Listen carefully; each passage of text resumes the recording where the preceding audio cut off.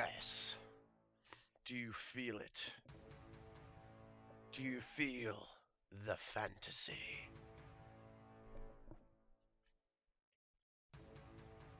Hi, everybody. It's just me, the Caretographer. Nothing to see here. Nothing to see here.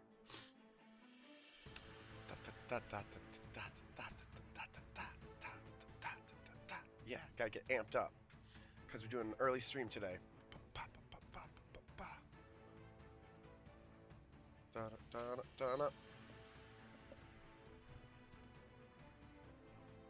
Okay.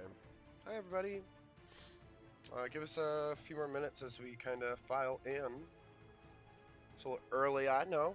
Hello to all my friends on Kick. Hello to all my friends on Twitch.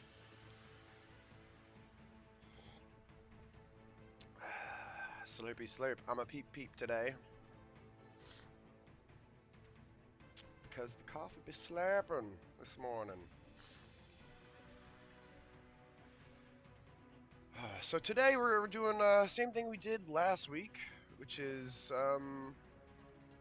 our Wednesday co-stream. We're doing a co-stream these days.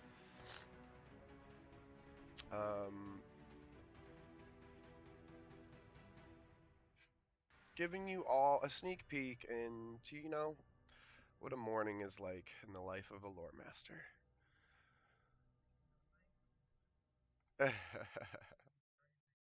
Come back, you're already getting it going. Yeah, you gotta get it going. That's the initiative that we love to see. Honestly, That I is really do. I used to not do like a 5-10 minute like preamble thingy. But I do like doing that now. you get it now. It gives You understand. people some time to kind of sit or get their stuff together, and it's kind of just like a nice little like, hey, how you doing? This is me. You know, I'm streaming now. This is the Meech. Let me turn my stream on then. Let's see. I got you tagged. I got your up. You're ghosting. Let's see. I've also got you. Nice. And my levels are all good too.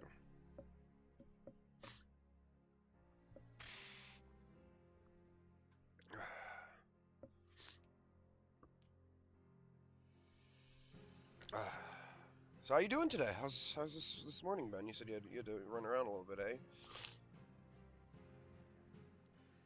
Yeah, I did. Well, good morning. You're awake, ready to tackle the world. Something like that. Honestly, every now and then, like, Amanda will be like behind on like taking the kid out or something, and she'll ask me to do it, and I'm like, all right, you know, no big deal. And I feel like it's like a really good start because it's like I get this morning drive with my coffee. It's like, you know, not a big drive. It's only like 5-10 minutes across town. So I do, Yeah. you know, kind of enjoy it. And I get back and I'm like, hey, I'm awake. You know, like normally this takes me an hour and a half. Like, just to wake up, exactly. yeah, just do my whole thing. I'm normally pretty like groggy and sore because of my physical health, but I feel pretty good today. Ah, yes. We'll get everybody's eyes on. Did you see the villa I made? I did not. My I will. latest. I will get to see it in a second, though. That's pretty exciting. Yeah, it's hot. It's hot. I'd stay there for a couple $100 a night. And that a couple $100, but you know, this is fantasy. We can dream. we can Get a dream. couple $100. This is fantasy. Could stay in your own fantasy world, but until then. Yeah. So this is like a new project that I've been working on. It's a new map pack. What did I do? I think. What was it? I think it was, yeah. It was the last map I made, the aquatic submission, the underwater temple. I did it on like a jungle type biome, which gives you 2 options of sand, some terraced rock, this stuff, which is very nice. And I was like, oh dang, I was like, I should do a beach scene. I was like, I got sand. I actually need a beach scene. Does it I'm not gonna lie. a poolside villa with a vineyard? You know, maybe. Okay. That's what this is. That's what I got. That's what I got. That's what I got. Best I can do is poolside villa. All right. College. I did want to. I wanted to talk to you about what we were gonna do for today's stream beforehand, but you jumped the gun. It's fine. Here we are. Let's do Dungeons and Dragons. Bam, because that is what we are going to be talking about. Confirm and go live. Loverly. Oh, let me change my stream name, my stream title, with that Caretographer.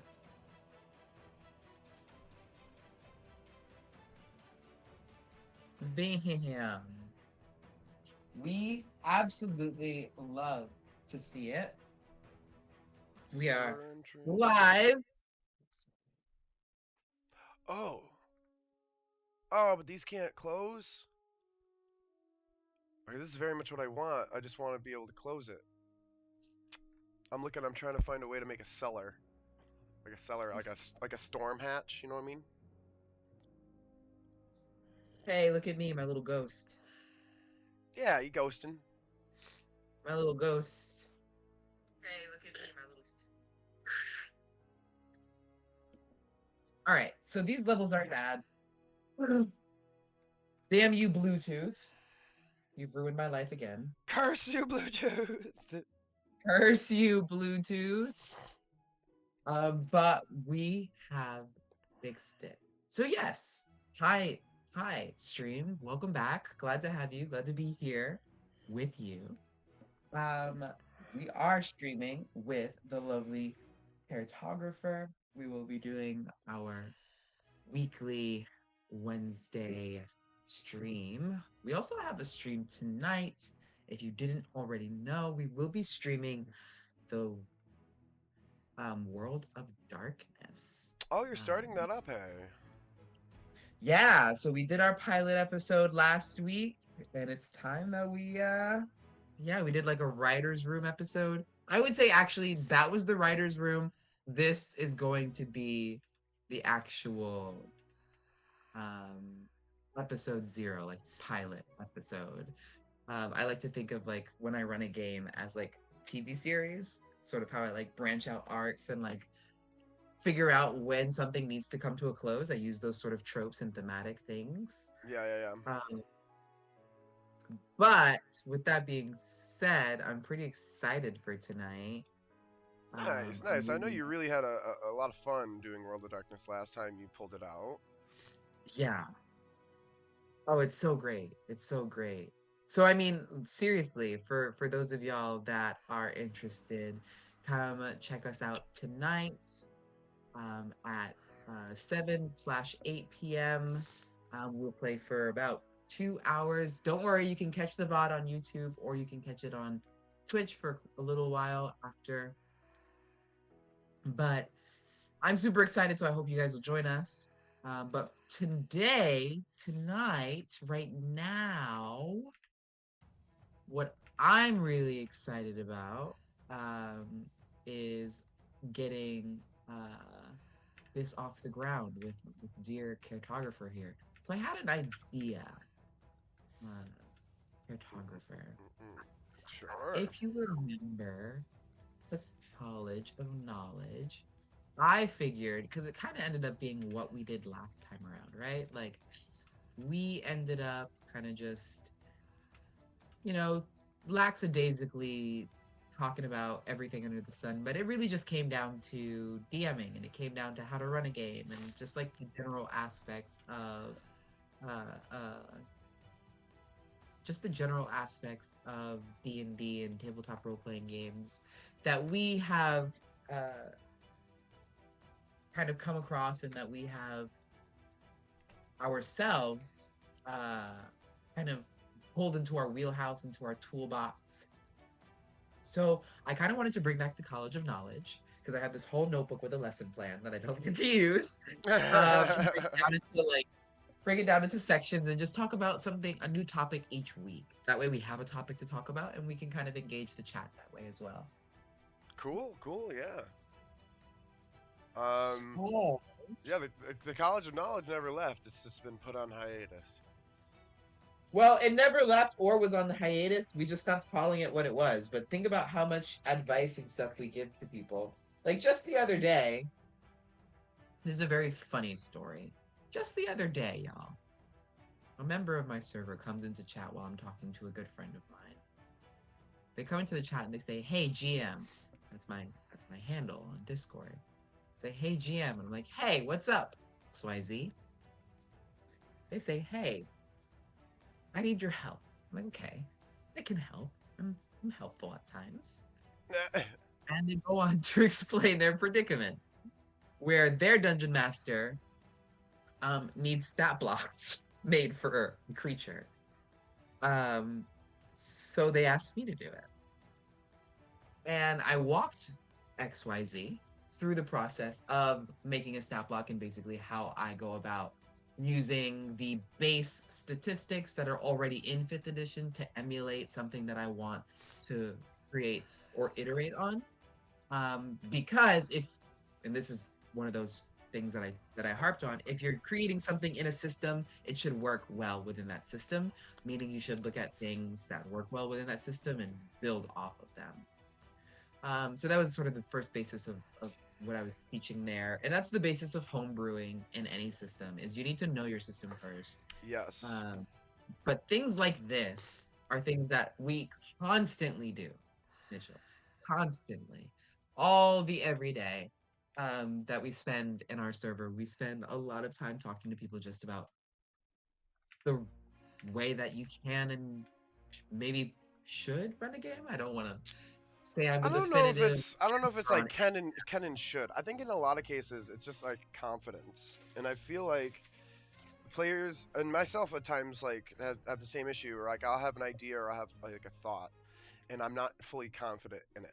And when we talk about things like iteration and like knowing your mechanic and knowing your system, like what we mean by that is like they're tools and for you to like build confidence. Like I'm confident in my subclass because it's been iterated off of every other 5e subclass, and I know D&D 5e fairly well, and I feel like this block will fit in a slot somewhere, right? Um, exactly. and you can just like be shooting like Wild Wild West out here, popping off shots, making homebrew like crazy. But a lot of times I've found, like just with like my viewers and what we chat about here on my channel, it's a lot of times it's like, let's take this, let's aim where you're shooting, right? Let's like pull this in, let's figure out what target we're trying to hit, right? And then like, oh dang, like you have way too big of like an arrow for what you're trying to shoot, right? Like we found the target and now we need to find the right way to hit that target. Right. And in some cases that really will dictate what you can or should not do. Like I was chatting with Jambit last week, and they had a really intricate character, which is, I forget what it was based off of. It was kind of like it's like a bird type creature. They had these. It was like a bat person. It's like some type of bat person. So they had like a lot of vampire type features. They had wings. There's some sonar features and stuff. And I was like, hey, this is like a great concept. Like, could definitely see these people lurking around in Von Eirich's estate. But like looking at the iteration, like all the features and stuff, I'm like, this is chock full. Like this is really big. And we kind of settled on, it wasn't, hey, this was a bad idea or this was a wrong idea. We settled on like, hey, you should probably not put this in 5e, because like I'm just sitting here trimming and cutting all this fat off of your idea when you have this really big, rich idea that would probably just work better in like a vampire 5e system, a werewolf Mm, 5e system, right? yeah, Where you look at those sheets and they're very thick. There's a lot of features. You know, werewolf can be played a lot of different ways. right, because Um, that's the point of those systems, yeah, exactly. they're really super rich in narrative. You, Very you robust. got to remember like D&D 5e is kind of set up and put in an angle to be efficient, to be time efficient, pacing efficient. It's not a drag on fighting. Like everything's concise and to a point in D&D. Yes. And And sometimes that that is a doesn't serve perfect, you. exactly. And that is a perfect segue into our first topic for the series. And it's where everyone should start, even someone who thinks that they know role playing systems very well. We need to ask the question, and we started to answer it already. We need to ask, what is Dungeons and Dragons? Right? And I Hmm. feel like that can mean a lot of things to a lot of different people. Hmm. But essentially, we need to understand at our core why we are doing the thing we are doing. And that is going to help inform everything else. It's going to help inform homebrew. It's going to help inform building campaigns. It's going to help inform building maps. This is the ethos of why I feel like I love this system. I love the game. I love tabletop role playing games in general, and decided to be a game designer because there is a core tenet of Dungeons and Dragons, in my opinion, or at least for me. I want to I agree. preface this next section with saying that D&D can be something different to everyone. So I'm just going to tell y'all my definition, and then I'm going to turn to you, cartographer, and I'm also going to ask for your definition. Sure. Yeah, yeah. But I already got it like my pictured in my definition, mind, right? exactly, right? Because once you start to think about it, it already starts to come to mind. My definition of D&D is a collaborative storytelling experience. For me, personally, with all role-playing games, the first thing that I care about is telling a riveting, heart-wrenching story that maybe an audience would love to see, but first and foremost is wildly impactful to the players or actors who have taken part. And that's just the most important thing to me. That is what D&D is for me. It's a moment that you get to live in a beautiful space of your own terrible design, and it's absolutely amazing every time.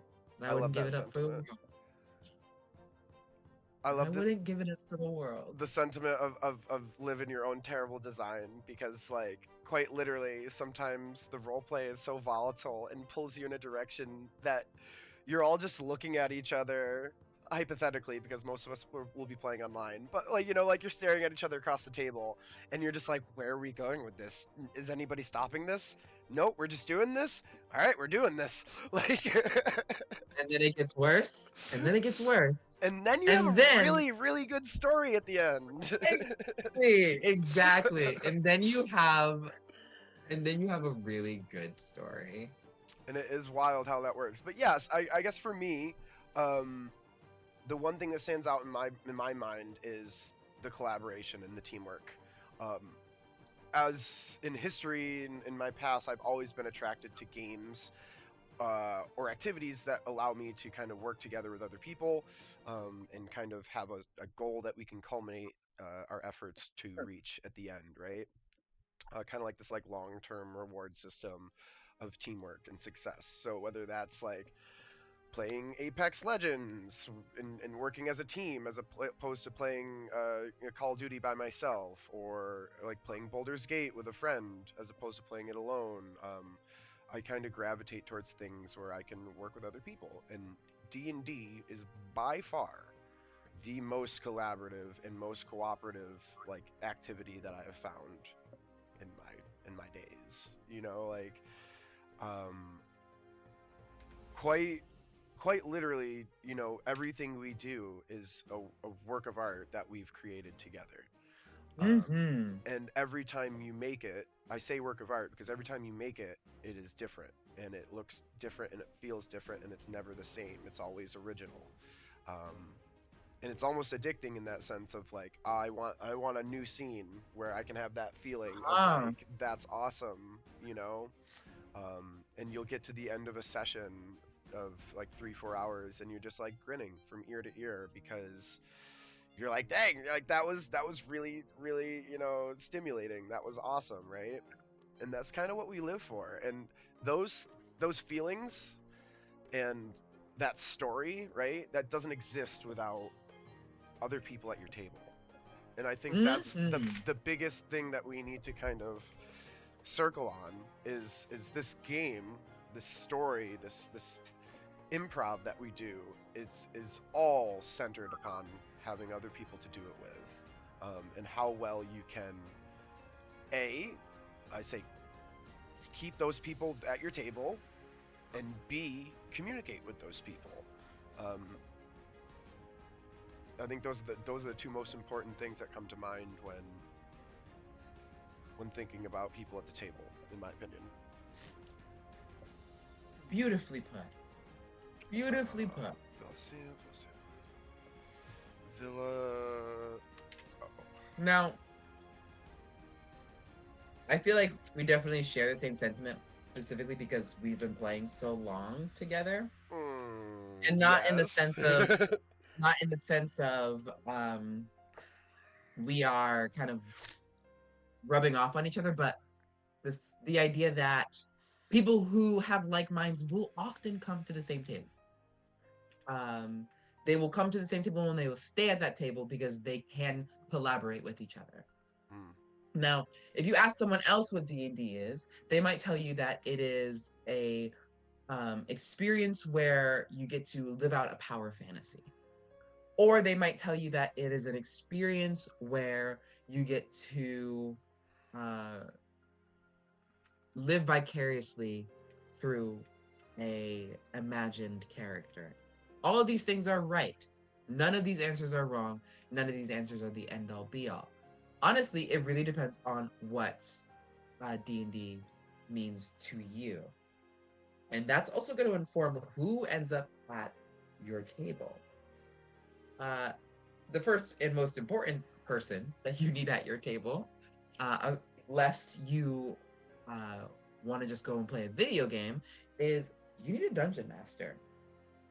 Um, but the biggest thing is the dungeon master's role in all of this is not end all be all. It is not the final hearsay.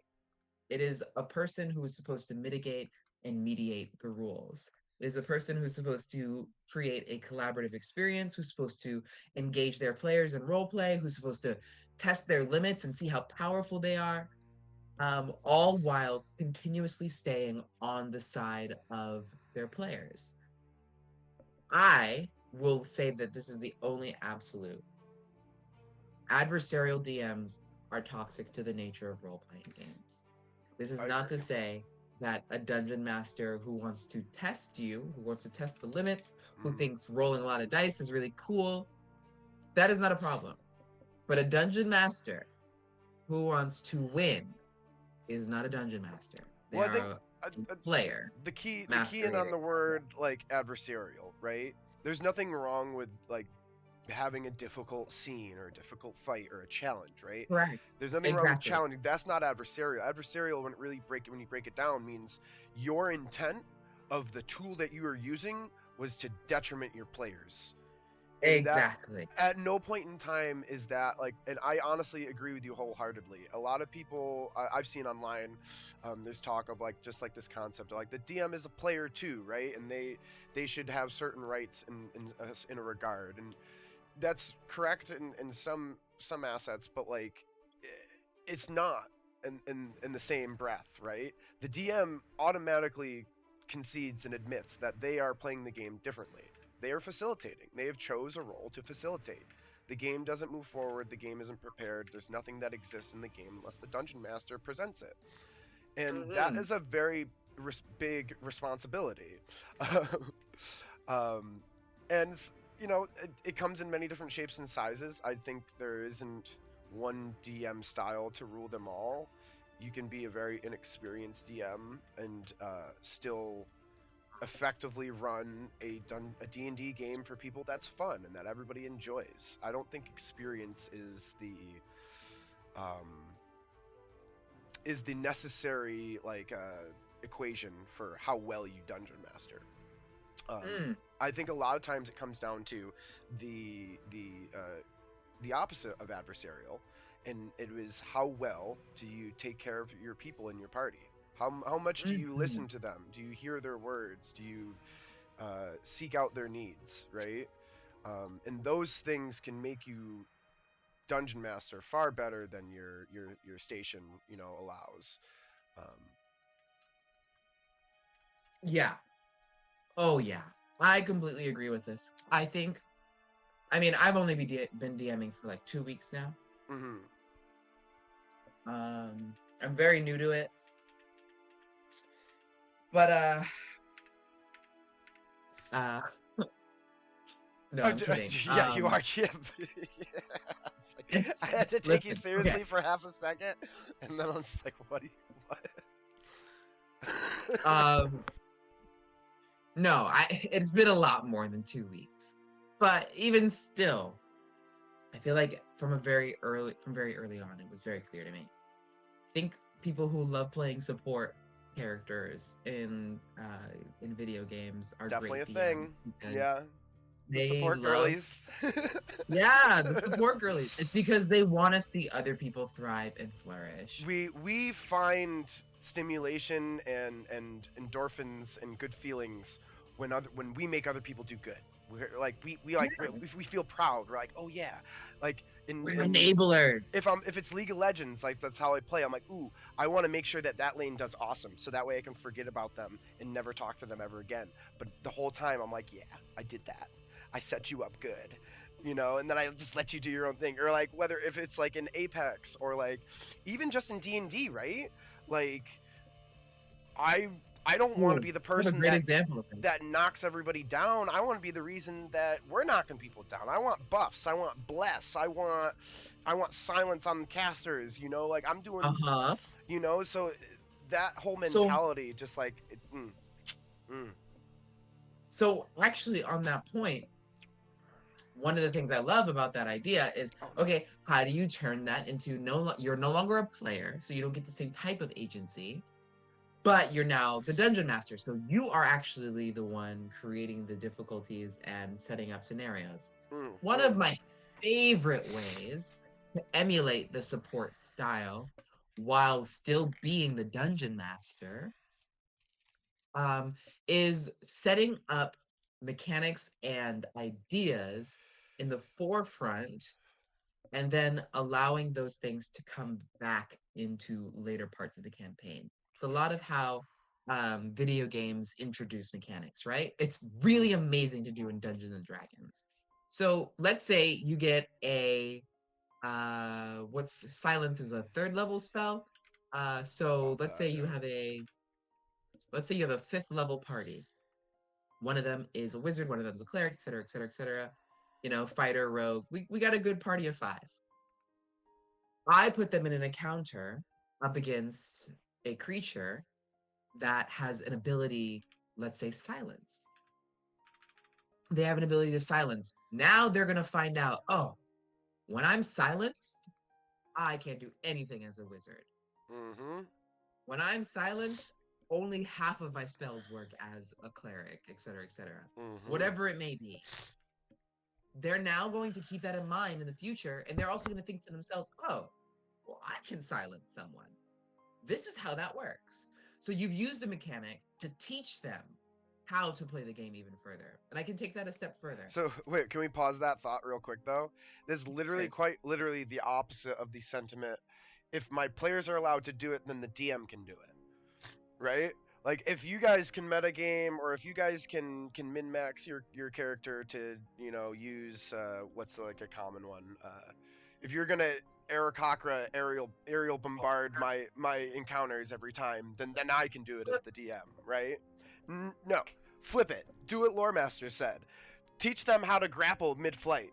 Teach them what happens when you knock somebody prone when they're in the air, and then be like, Yes. you wanna keep doing this every encounter, or you wanna do something different, huh? Like. And again, it's not to be adversarial. It's to teach them that there are many, many different avenues. It's to show them all the possibilities of the things that they can do and to make them more creative and to keep your game fun, exciting, on the ropes, all those good things. Because when you get thrown for a curveball, if you're the type of DM that loves it, you're going to have a great time. I know I am. I'm the type of dungeon master that wants to be stumped. I Yeah. want you to make me speechless. I want to have to take 5 minutes to go and decide what I'm going to do about this very deranged but specifically perfect plan that you just made to rob the cabbage shack, specifically for something even more obscure that I didn't even know you needed for something way more obtuse. Obtuse, the word of the week. I also think I love the idea or the sentiment, and I've seen it definitely, used firsthand in campaigns that I've played with you before. But um, sometimes, like, taking away agency or making players think outside of the box, can be presented in a difficult manner. For example, like you said, using silence on a wizard and preventing them from casting half of their spells on their list, all the good ones, right? Um, that can be really crippling, and that can definitely mess with a character's agency and maybe not be so fun in some lights, right?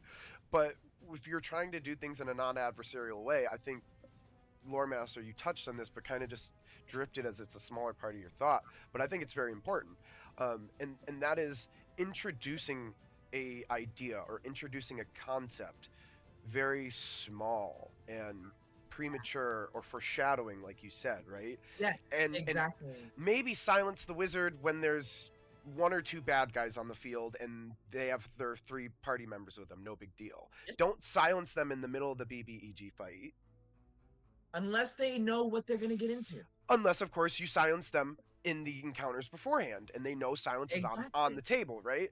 So it's like you can lead people into these ideas and these concepts that you want to do, and I think it's very important, um, because it's honestly how people learn, is through experience. Um, and it's very respectful to the players, their wants, their needs, and trying to ensure that, like, the things we're doing aren't going to be taken as or misconstrued as adversarial, right? And it's definitely Exactly. something that I've learned in practice. When you just pull something off the hip as a dungeon master, you're like, yeah, I have this really good idea, and it's like you haven't prepped it, you haven't, like, foreshadowed it or worked it into mechanics. It can be like almost like gotcha feeling. It can feel very like Yeah. WTF, like, like, what are you doing? Like, we've never done this before. Why are you just doing this now? There's a lot of ill feelings that can come along with it. But when you do the opposite and you say, hey, like, I'm going to show you several encounters where this is going to happen, and then it's going to slowly get worse and worse and worse, and by the end of it, you're going to literally walk into this fight talking to your party members like, hey, we're going to get silenced, so what do you want to do when that happens? And that's Exactly. that's what you want. I think that's the goal as the DM, is to get your players so caught up in the story that they're sitting there formulating plans and working together to team collaborate a story to do that, so that they can trump that, so that they can be better than that, and push forward and persevere, right? Mitchell, beautiful. Beautiful, beautiful, because that segues directly into our main topic, probably for today, because there's a lot in this one topic, and it is the first section of the College of Knowledge. What does a DM do? And that's it. What does DM do? They are there to make these people who otherwise would have, especially if you're playing in an online space, who Mm, otherwise probably would never have met. yes. Ever. I know I never would have met you if we didn't play D&D together. I was It's actually a thinking very about that simple. the other day. I feel like when you play Yeah. online, it's very prominent that you play with strangers, and it's quite the opposite in person. And I know that there's a lot of, like, card shops or game shops that will run, D&D events which do bring strangers together, and there's or stuff like that. But for the most part, and I think it's kind of interesting when you look at like people's perspectives of D&D, because playing with a group of friends, a very like low pressure setting where everyone's known each other, we're probably hang out doing other things, and we've known each other for several years, right? It's very low pressure, and I think in the setting and like how we present ourselves and how we play sometimes. And conversely, when we have like a room full of strangers, like we're we got our we're buttoned up, like we're a little bit, like talking to strangers. It's just like we just present ourselves a little bit different, I guess. Like is really all my thought is. And I think that definitely is like we were speaking about it earlier with like the type of game you want to play, so though that can be very different in many aspects, whether it's like you're playing with some friends. I'm playing with my little brother and his friends. I told you about that game, right? Like playing with a bunch of 19 and 20-year-olds is a much different game than us playing with our old friends, right? Right. Exactly. And I think that's another thing too, is like I've done both. I've done both. Yeah. Run Yeah. games in person for I've done it all. I've run games in person for people I don't know. I've run games in person for people that I knew very well. I've run games online for people I've known very well. I've run games online for people I don't know. And honestly, I really think I love more than anything bringing strangers to a table and making them be friends. I don't know. I love it. I really do. I love it. It's like I and also I think personally I like DMing online more than I like DMing in person. There's just so many amazing tools when you use digital services. And I also That's where have the I'm English at. really bad. So I need I'm at, students. it's like you're gonna have to do something at some point, regardless of what you do. Like you can't just show up at the table with nothing. Like you're gonna show up with a piece of paper or graph paper, even, right? Like so, it's like you're gonna show up with something. So it's 2024. I'm like, if my something I'm gonna show up with, I'm gonna use all my freaking Photoshop and all my little things here, and I'm gonna show up with some stuff. Exactly. Like, I'm not gonna. Exactly. And especially, I think now it's getting easier and easier for you to incorporate that into your games and not have to be full blown graphic designer, not have to like have all this super expensive equipment, right? There's a That's lot of what you think. free programs and stuff that you Don't can lie to use. them. Well, I'm not lying. Don't lie to them. There's a lot of free stuff that you can use these at this day. You're not wrong. I'm just an idiot who pays for everything. Yeah. You like it, be like extra, a little eccentric. Ah, I don't think there's eccentric anything, thing. and like honestly, there's nothing wrong with that because like those DMs exist in person too. The people that spend a lot of money on big sets or intricate, Yeah, like hundreds of Mage thousands of Night, dollars and that on stuff can mini. be more expensive, right? Models and figurines and stuff, paints, time, labor, doing like because I used to do that with my stepdad. We had like little pewter figurines and we'd paint them, and then like we would use Mage Knight, which is like it's its own little RPG dungeon crawling game kinda, and it just has a bunch of little dungeon tiles that you can click together, little squares. So we're like, hey, like those are 5-foot squares. Like this is perfect. You could put walls and doors. So we would always like just click our own maps together. But I'm super interested if I ever do get back into playing D&D in person. It's gonna be Lego. I'm like I used to play with Legos growing up as a kid all the way until I was like a teenager. Um, so like the nostalgia's there for me, but it's the practicality. It's Oh yeah. literally you have a grid-based system of Legos Yeah. that already Yep. exists. You have all these different shapes of walls. I sit here in Dungeon Alchemist and I'm like, dang, I wish I could make this wall look like this. Guess what? Lego has a shape of Lego for everybody. And you can just go and get store discount like Goodwill Legos. You don't even have to get the cool sets that are expensive. You can just splash stuff together, like oh yeah, I'm so excited for when my kid grows up. We're getting some Legos in here, and we're playing D&D. Actually, I know I'm digressing right now, but But it's fine. I know this is what we do. They just came We have out. time. They just came We're out. 30 minutes in stream. They just came out with a module that is connected to a Lego set for D&D 5e. LOL, I saw that. Yeah. And there's like a red dragon, and they were joking on Reddit. They said, they're like, hey, you think if you were gonna put a red dragon into your module, you'd like balance everything and make sure that it fits? They didn't. Like they just threw an adult red dragon in here and said, oops, deal with it. Oh my god, bro.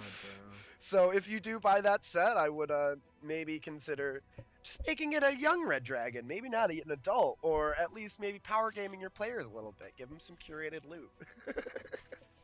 That's hilarious. Leave It it is to pretty funny. leave it to Watson to not. We're literally talking about balance and like how to be a dungeon master, and Yeah. Watsy is literally just like, "Don't red dragon. You wanted Lego D&D? Here. Fail this, fail this deck save and die to my fire breath." Um. Okay, so from digressing, there were a lot of good points made. But right now, we're gonna pull back just a little bit and go back to that question: what does a DM do? So we already talked about what Yeah. is D&D, and we mentioned that it's really up to you and your players as the dungeon master to decide what Dungeons and Dragons means to you. So what does a DM do? Well, obviously they facilitate the game. They are the master of rules. They should have a pretty good understanding of the rules of the game, at least at their base and their core. And if not, they should at least have access to those rules. Now, this is not to say that you need to run Dungeons and Dragons or any role playing system concretely by the book. You might like that, you might not. You might be a little more fast, loose, and off the cuff, and you might be using it as a framework. That is okay. But you need to inform your players and you need to inform yourself of what those tenets are. It is still a game at the end of the day. Mm. We are playing a game. There need to be conditions that need to be met, and there need to be obstacles to overcome for it to be a game. If we sit around and tell a story and we don't roll dice and there aren't any real consequences, then it is not a tabletop role playing game. What we are instead playing is improv, and that is okay.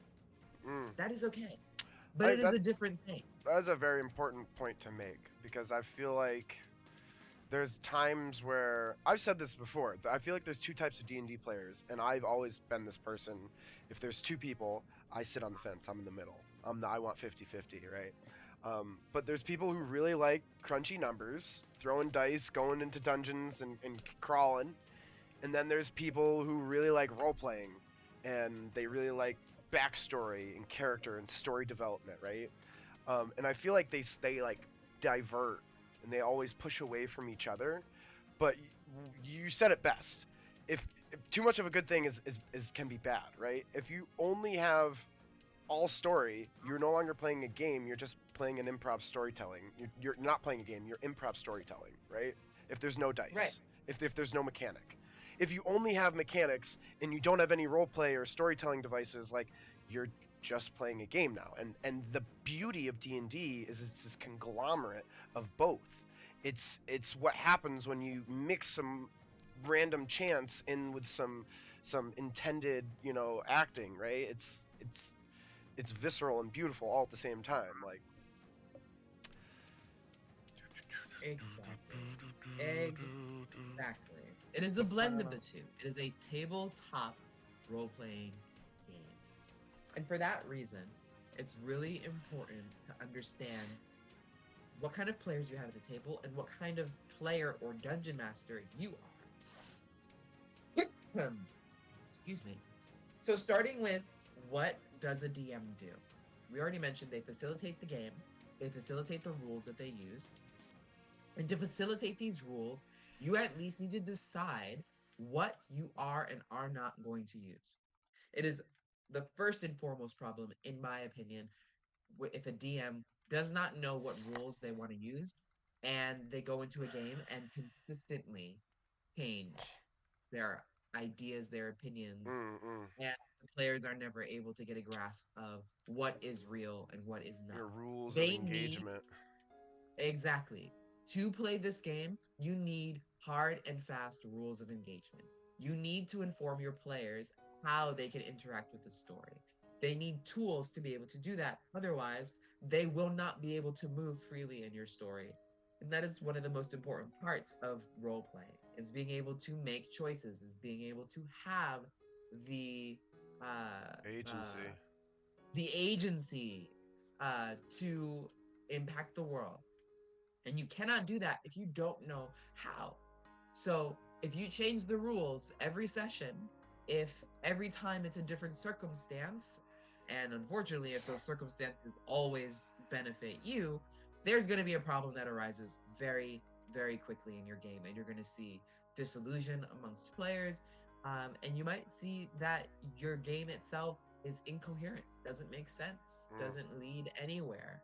Um, and it's because all of these things compound on each other. They're very important to each other.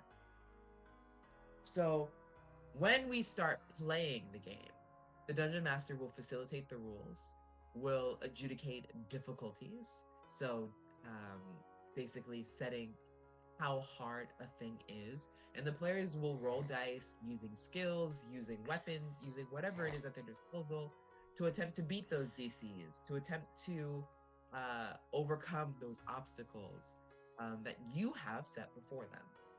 Some of those obstacles may even be self imposed, Mm. but whatever the case may be, The that best ones is are. why they're there. Most of them are, yeah. Um, but when you are playing, I recommend, if you are using the 5th edition system, is to get the Dungeon Master's Guide.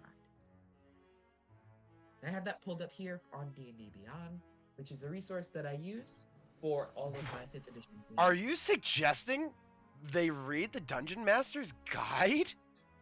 Actually, I'm not at all. I don't think you should read the entire book. I think if you want to know the rules, you should read the player's handbook. I think if you want to be a better dungeon master, you should read the Dungeon Master's Guide. A lot of these ideas are taken from different aspects of creation and turned into game mechanics. So, for instance, how they build worlds is how storytellers build worlds. Hmm. How they create campaigns is how storytellers map out plots for their books. Mm-hmm. Um, and a lot of these other things are taken directly from video game design. So if you want to learn more about being a dungeon master, then yes, grab the Dungeon Master's Guide and skim through it. Grab the parts that are important to you. And the only thing that I would say is the most important thing to understand, and it's not even in the Dungeon Master's Guide, it's in the player's handbook. It is knowing your players, Mm. right? That's the most important thing that a dungeon master does. They need to know who is at their table and they need to know what they need to bring to the table for those players. Because at the end of the day, you are facilitating a game for those people. Yes, you are a quote unquote player in a sense. I do agree with that. But you take it on a completely different role.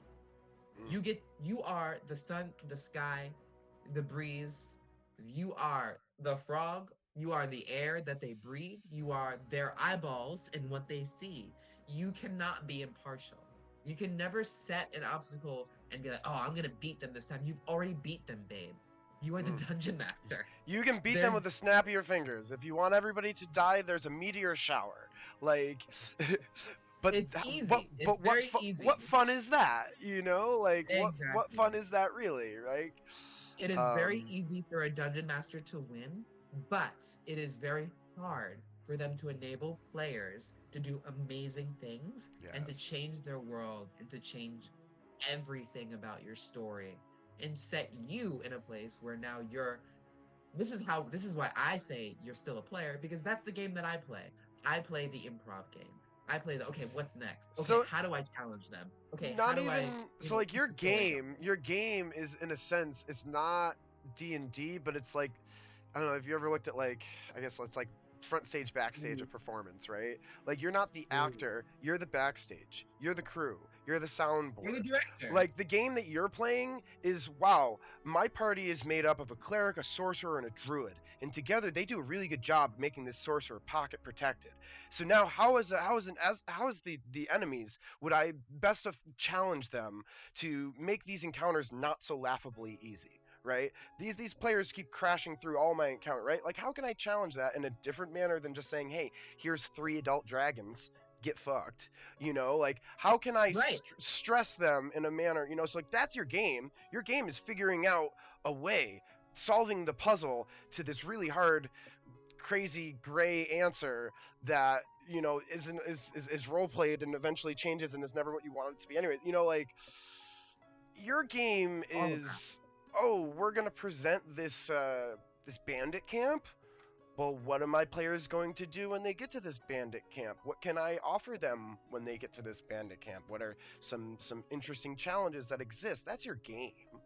You know, it's not necessarily um, achieving a level, and like I guess sometimes that can be misconstrued as what you're doing and as a player is like trying to obtain power and get as high as a level as you can and gather gold.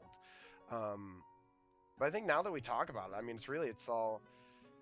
It never really matters what you do as the players, Yeah. right? It never really matters what you're achieving as a goal. It never really matters what the challenge is. Um, and it's all these other Because you're, things. It's the feeling of the encounter. It's what it makes your yeah. players feel like. Exactly.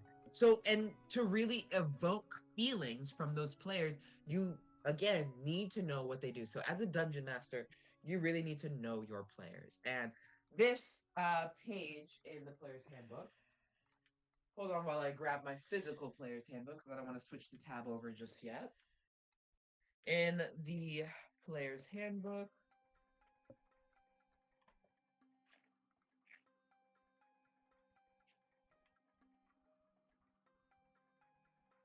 oh, I lied to myself. It actually is in the DMG.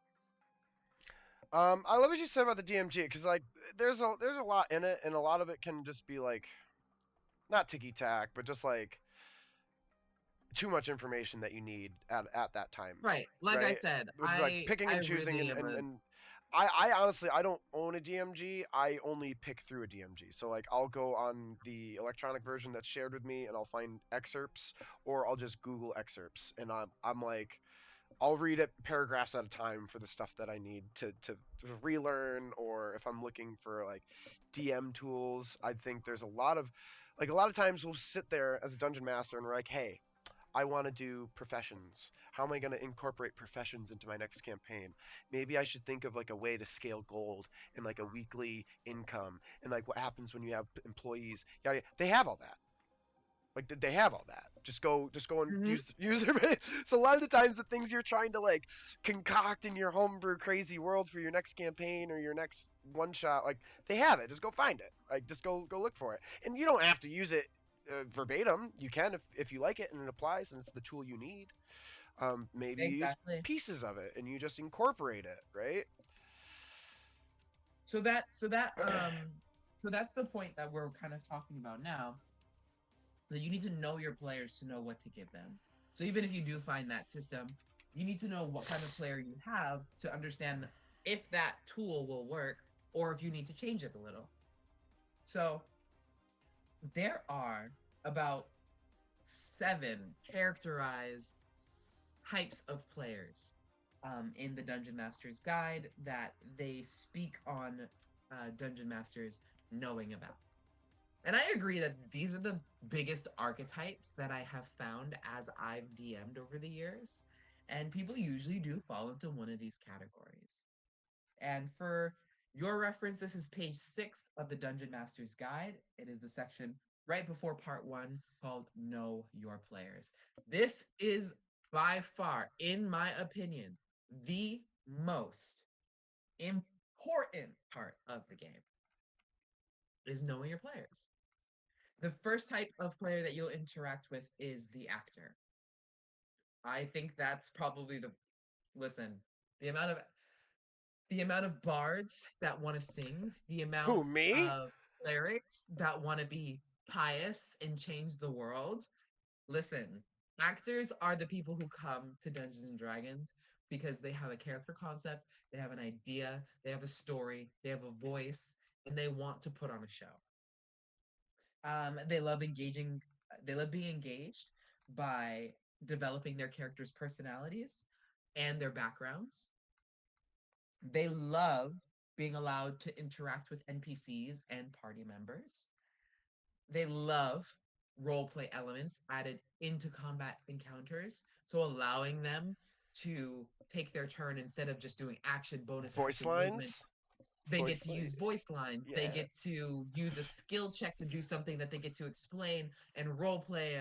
They use their turn to give a very quick monologue instead. And you allow those things and you give them a reason to want to do them as well. You're You know, describing me as a you player. I'm aware, Mitchell. I'm aware. um, I know what. So like, I can even pick Do out you a know your particular. players? Do I you know know my you know players' me? name. You Don't know me? worry. Don't worry. Don't worry.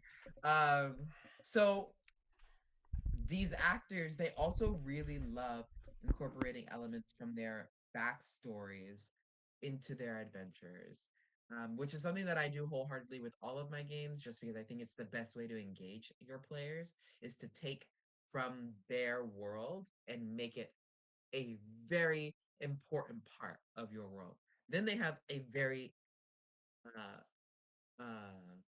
I should say, a very poignant reason as to why they're even in the story. I think a lot of the time people are just thrown into stories that are a narrative that the dungeon master is really excited about, and that can sometimes mean that you're not invested in the story. And that my solution to that has always been using backstories to create the story that we're telling in the first place. Now that requires a lot of improv, that requires a lot of homebrew a lot of the time, but with that, I'm more than happy to do it. So that's our actor. Our actor is all about the role play. Our actor wants to embody their character. They want to live in this real world and they want it to be real for them for as long as it can be. The next type that we get is an explorer.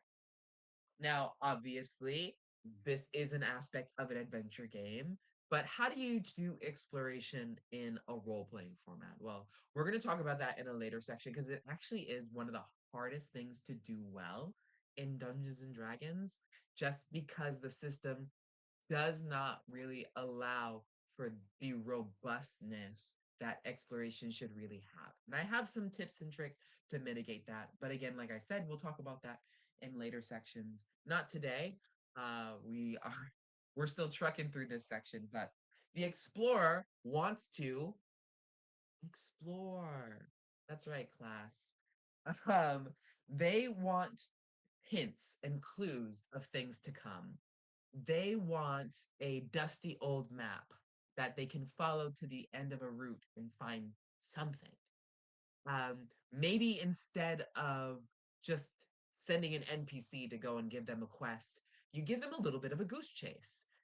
They find one piece that they have to find another piece to, and then a third piece. And now they get all these three pieces together, like, oh, there's something else going on here. And now you have a story that they've stumbled upon, that they've explored into. And that is really important for players like that. Letting them find things when they take time to explore, which means giving them the time to explore their surroundings, providing rich descriptions of the environments around them, and providing rich environments in general, having them stay in a city for the entire campaign, though a city is very broad and vast and can be a lot of things, can be stale. So, what you need to do is make sure that that is a vibrant, beautiful location, that you're giving great descriptions, and that, like a city, different parts of that city are characterized and distinct from each other, giving them a reason to want to explore them. And giving monsters secrets to uncover or cultural details to learn is another way that you can itch this exploration sort of need. because that is also a way to explore, and it also allows you, as a dungeon master, to give them those pieces of culture, to give them those pieces of lore without info dumping. And that's a problem I even still have to this day, where I've even tried to, in my most recent campaign, my players kind of like had to pull me inside and be like, hey, we love you. This is not great. And I had to step back and look at why, how, and what I could do to make it better. And it's always a conversation. But there are different aspects of the game that allow for really great exposition, that doesn't feel like you're just getting dumped on and you're getting pulled through a tutorial. I feel Uh, like that's an important thing that I'd like to bring up is, we're sitting here chatting about like, all the do's and don'ts or like our ideas and advice for D&D, right? As dungeon masters, but even ourselves, like there's many times where we fall susceptible to our own advice, where we need to like uh-huh. remind ourselves, why we've come to the table. We need to kind of rein in our creativity at times, and sometimes our ideas just don't apply the way we thought they would, right? Sometimes we make mistakes, sometimes, and that's okay as a dungeon master. um, and it's part of the experience with people is, as a dungeon master we are very, we've taken on this role of facilitating, right? But we have people on the other side of the table that are equally as reasonable and as hopefully as patient and, kind as we are to them, right? And they're receptive to that, and they can help you make a good game, right? Like feeling through your players' wants and needs by actually having conversations with them is a great way to learn if they're an explorer or learn if they're the actor, right? Oh, yeah. Now, I think of that, the conversation bit is really important. Having this continual conversation. Because, like I said, this was maybe like 2 weeks ago, Mm, 2, 3 weeks ago, in one of my sessions that, we always do stars and wishes, and we talk about what we do and don't like and what we hope for in the future. And one of my players was like, I feel a little stifled. I feel a little railroaded. I feel like we don't have the type of freedom that I would like to have in this. And it is something that I'm looking forward to. Now I'm thinking on my side, I'm like, yeah, they're gonna love this. This is gonna be so cool. They're gonna do this, they're gonna do that, they're gonna do this. But in reality, it looked different in my mind than it did for them. So I had to then think about, okay, how do I give them the experience that I see in my mind? How do I mm, give them the opportunities? How do I give them the agency, that I thought I was giving them? And it really just required me to sit back and listen. They told me what they wanted. They told me what they didn't like. They told me what worked and what felt good and what didn't. And for that reason, I think the game is better. And I think it will always get better as long as we can keep having those conversations. Um, Especially when you're dealing with the next type of player, the ooh. instigator. Oh, all right, this is a fun one. The instigator is not, it's, this isn't, the word has a negative connotation, but It it is does. not a negative trope at all. The instigator is actually probably the best part of the game.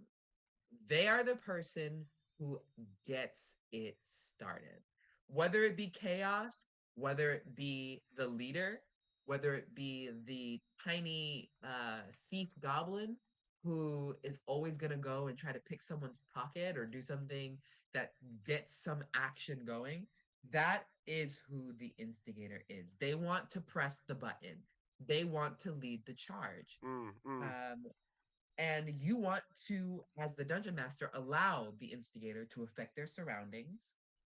You want to include things in your adventure that might tempt them. So maybe you put in their backstory that, you know, maybe they put in their backstory that their family was kidnapped by this particular cult. and they're in a city, and you give them a little glimpse of someone walking in a dark alley with an insignia that's familiar to them. Ooh, ooh, pretty good, right? Or that goblin thief that we were just talking about, you put a very particularly shiny trinket somewhere that's mostly accessible. What are they going to do? You Mm. know? So letting your players put their characters or all of the characters in a tight spot can be one of those things. And including encounters with NPCs who are as feisty and unpredictable as they are can be all really great tools to help the instigator feel like they have things at their fingertips to manipulate and a world to interact with, and one that isn't bland, one that isn't cardboard cutouts. Um, think very much like in a video game, especially a side scroller, there's only so many things you can interact with, right? But this is a role playing game. We have the uh, operating system of our minds, our collective Our minds. And there's minds. so much we can do. There's so much we can do. We are not limited to a two-dimensional plane. We're not limited to the assets that have been fully colored. Mm. No, we can do it all. So allowing the instigator to go and affect all of it is going to make them feel like they have presence in the story. It's going to make them feel like they have a reason to be there. And they also just like fucking shit up sometimes. I got to be honest. um, Live in the then chaos. live in the chaos. The other type of player that we have that also likes fucking shit up is the fighter. Now, a lot of these player types overlap. Yeah. So the instigator, the fighter, and the optimizer all kind of fit in the same vein.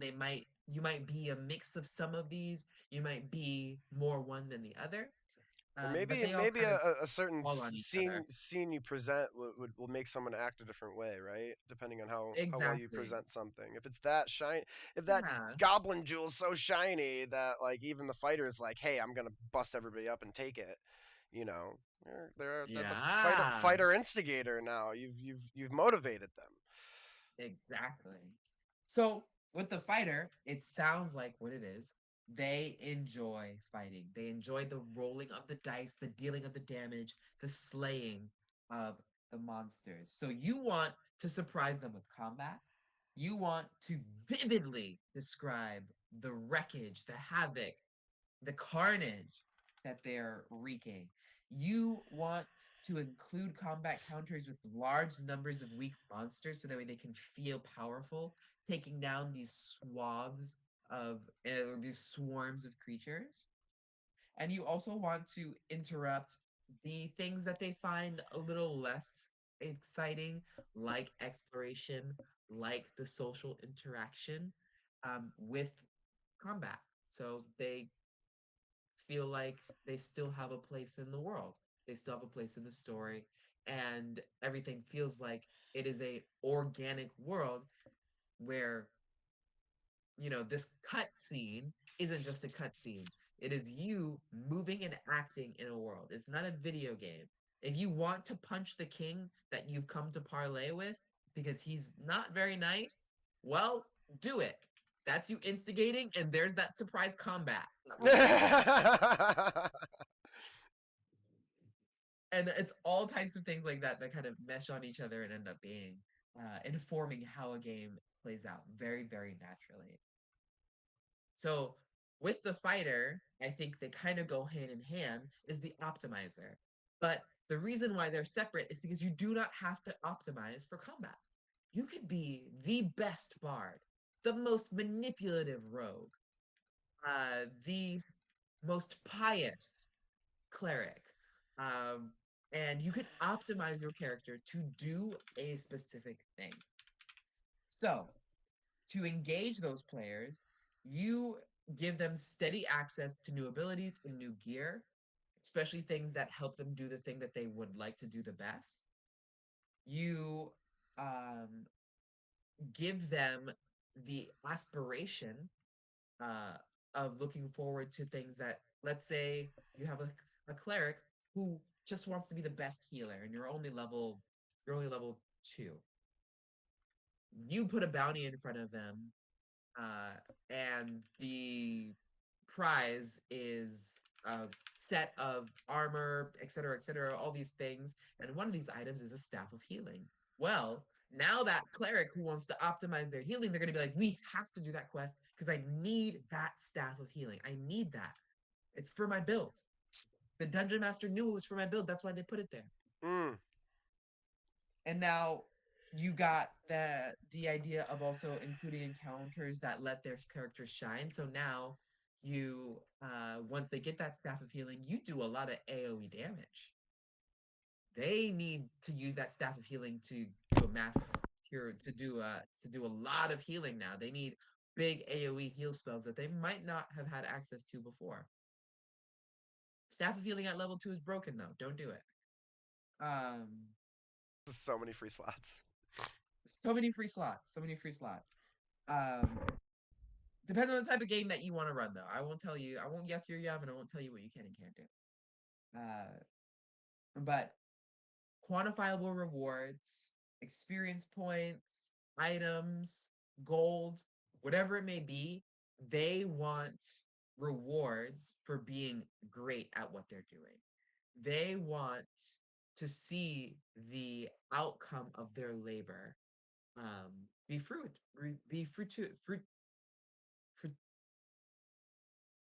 Fortuitous? for no, that's I for don't the know if that's a future. word. Fruit, it's Fruitful. fruitful. Thank you. They want to see the labor of their work be fruitful. That They one want to right. see their build shine, which makes sense. I am an actor optimizer and a problem solver, which is the next one we're going to talk about, as well as a storyteller. But storyteller, actor, I really lump those together because they're pretty much the same in some senses.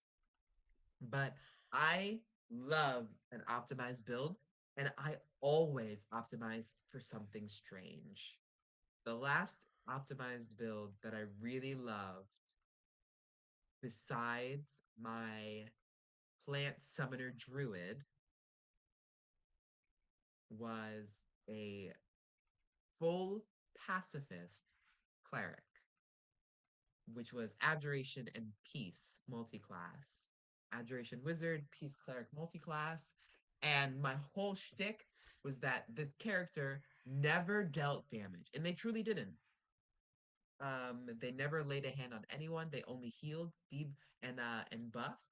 Uh, and I was even on the fence about debuffs, but that character was very well optimized, did its job very, very well, and I was always ecstatic to be able to mitigate some damage or to heal someone at a critical point or to use my high AC and my sanctuary buff to just completely be untouchable on the battlefield uh, besides AoEs. Um, and that brought me a lot of joy. Mm.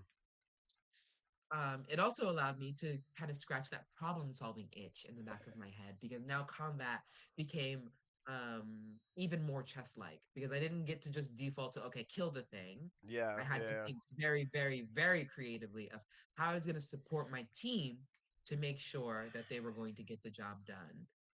And how was I going to control the battlefield to make sure that they were able to do that? Now, problem solvers, like it sounds, are people who want to solve problems. They might like puzzles, they might like difficult in combat, where they need to strategize and use teamwork and layered actions. Layered, not layer, layered as in multiple Layered. actions on top of each other, not a layer like the legendary action type energy. Mm. Layered actions are really important when you get into combat and higher levels of play. So that's things like holding your action for another player's action, so that way things can happen simultaneously. But the problem solver player, to engage them, you want to include encounters that emphasize problem solving. So, puzzles, riddles, trolley problems. All of Trolley these are problems. all of these are problem solving. Um, And reward planning and tactics. what Lord Master means by trolley problems is like tropey. The trolley problem is like a problem trope where it's the trolley has two Ah, paths to go and you have to pick left or right, and they're both morally ambiguous answers. So which one do you choose? Is what they meant by that. right. For yes. So for reference, I feel like most people know the trolley problem and or Most can people Google it. do, but But just to for make sure people yeah, know, what you're talking about. for reference, the trolley problem is described as you standing on the end of a train track that splits in two. On one side of the track is a singular person tied to the rails, and on the other side is a group of people tied to the rails. You can't stop the train. You can only choose whether the one person or the group of people dies. You're standing at the connector with the lever, and as the train comes, you have to decide. You choose left or you choose right. Left would be one person dying, right would be a bunch of people dying. And it's like Mitchell was saying, it's a morally ambiguous problem of, one life versus the many. Which one is more important or which one has more weight? And problem solvers do love trolley problems. I would, however, be careful with how often you use them and Mm. et cetera, just because they can be not only they can not only get stale, but they can be kind of traumatic. Well, So it I think depends on in how you approach those in things. general, it's like you would use like a storytelling element or something. Like if you read books, right? Like if the author continuously uses foreshadowing every freaking paragraph, you're gonna get tired of foreshadowing. It's like, all right, we get it, So it's the same thing with trolley problems and instituting stuff into your game. Like if you keep beating a dead horse with a stick, it's like The your horse will players, die yeah, it's again. like it was already, so it's like, um I like the concept of, I guess what I'm saying is like kind of rotating the things you integrate and add, and Oh yeah. you Oh yeah. know uh, and I love how you've kind of got me on this, which is if to increase Themes. my to themes, but to increase my Oh, okay. DMing potential, um, the just looking into like narrative and storytelling tips, advice, Oh yeah. Yeah, stuff like yeah, that. yeah. It can be really helpful to just like how you prepare a story or present a Yeah. story. Um, so I would definitely chirp on Yeah, that. I harp on that so much, and that will be a whole entire section later on, when we start talking about how to plan a campaign and plots. I was a writer before I started dungeon Mm, mastering, mm, and I've always loved books. It's always been a love of mine. I learned to read at a really young age, and it's just always been something that's been really near and dear to me. But it has changed the way I DM'd, I think, over time as I started to take it more seriously, yeah, and see it more as a collaborative storytelling uh, exercise. Um, I've started to take very seriously themes. I started to take very seriously literary plot elements and devices, um, because even though a player may not read a lot of books, they might watch television. yep, And even though they might not watch a lot of television, they might watch movies. And even if they might not watch movies, they're might exposed to read some manga. sort of right. They're exposed to some sort of storytelling media that exists in the world. It's I have yet to find someone who isn't engaged in some sort of art in that form. Yeah, We yeah, as human beings love stories. We love them. It's our culture. Our culture is storytelling. Um, especially, you look at cultures that were brought into the modern era through oral tradition. They literally live through storytelling. And when you use those devices properly in a role playing game, you send unconscious signals, or excuse me, subconscious signals to your players. When you give the chosen one trope to one of your players, they're like, oh, I'm the chosen one. Yeah, They yeah, might yeah. not say that out loud, but they get the gist of what's going on. Mm-hmm. If you give the MacGuffin to the bad guy at the beginning, they're gonna be like, "Oh, okay, so this campaign's gonna be chasing the bad guy for the thing we want." Gotcha. You insert an NPC that double crosses them. Well, shoot. Now they know a little bit more about betrayal, and they're gonna be looking for that element in the future, and they're gonna be looking for that NPC in the future. Um, and it's all different aspects of storytelling. And I think it's really, really, really important that you have an understanding or a grasp of the plot of a story to very to at the very least create the framework of a campaign that's coherent and that allows people, or your players, I should say, to feel like they've completed something, that they've stepped through a full entire story, and that they have made a difference in the story. Um, and that all comes with pacing, plot, and like I had mentioned before, literary devices and elements, which again we'll talk about way more in depth in later sections. But they're super, super important to dungeon mastering as a whole. But the last one that we're going to talk about, besides the problem solver, is the storyteller. And I had mentioned this one earlier, that it was very, very close to the actor because it is.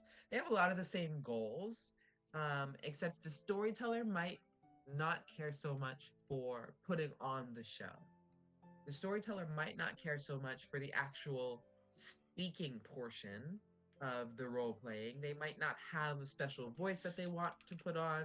They might not have created a song to sing for the next session like the actor did. Cough, cough, Mitchell, cough, cough. Um, but they do still want to see their backgrounds, except they want to see their backgrounds shape the narrative of the campaign. So they want a little more gravity from their characters. And we had mentioned this a little before with um, incorporating elements from the character's background into the adventure. The storyteller wants that on crack. This is usually the main character, quote unquote, player, the chosen one, quote unquote. This is usually the person who wants the story to have a real weight for them specifically. They want to tell their story. And this is a lot of why I think I am a dungeon master, because when I get all these backstories and I mesh them together to create a campaign, it becomes my story. Mm. I become invested into it just as much as all of them. And I think there's a difference between, a dungeon master coming to the table with a preset narrative, because basically that's them coming with their backstory. Um, and I think it's a little backwards. I think we should ask the players who they are and then bring them into a world where they fit, rather than giving them a world and saying, hey, fit yourself into this. Um, we already do that every day. We're here to live in a fantasy world and collaborate. So why don't we do that from the very beginning? Is Mm. my whole thing. So that's why I believe that first and foremost, I'm a storyteller player. Maybe a little bit of acting in there. Definitely optimizing.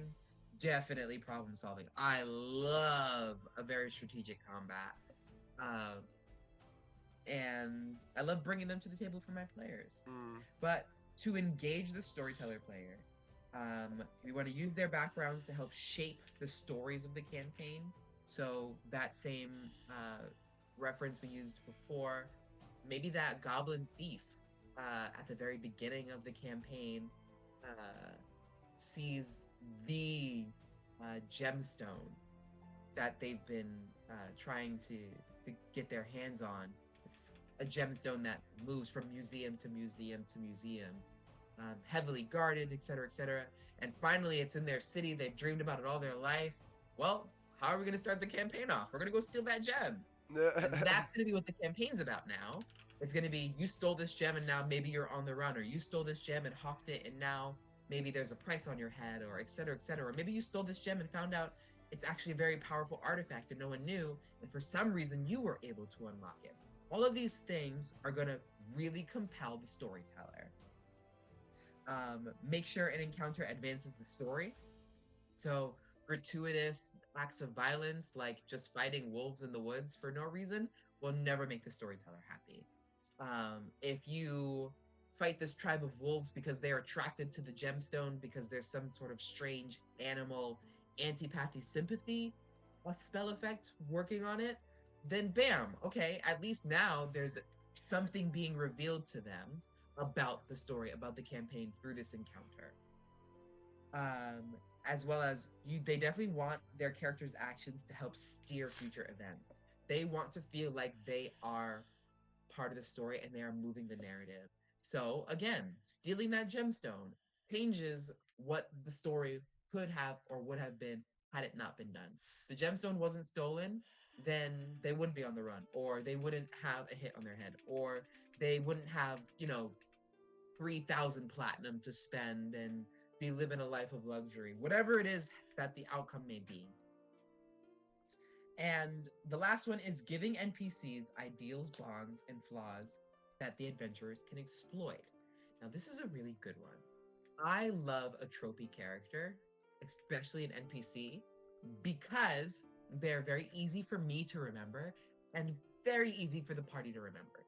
If give you a very annoying gnome that sounds like this and is always right about everything, and well, you can't do that. The players are going to know who to go to or who to distract, or they're going to know who to ask questions of. They're going to know how to exploit them. And giving them very, I want to say, bold traits like this allow the characters to spot them and see exactly who that character archetype is, and sort of go off of their assumed knowledge to make choices, to use their agency. And it's really, really important that we keep in mind that throughout all 7 of these archetypes, the most important thing is always player agency. It's allowing them to explore. It's allowing them to instigate, to fight, to optimize, to problem solve, and to storytell.